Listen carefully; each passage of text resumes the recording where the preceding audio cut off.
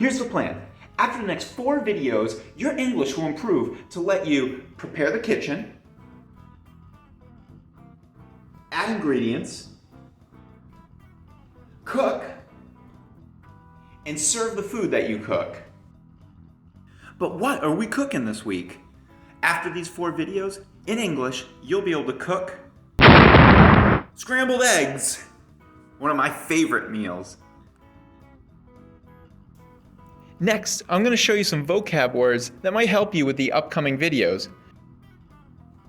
Microwave, paper towels, outlet, cutting board, pan, fridge or refrigerator, towel, toaster, spoon, fork, knife, silverware, bowl, plate, pot, tongs, ladle, egg beater, spatula, stove, oven, oven mitt, oil, soap, coffee pot, coffee maker, sink.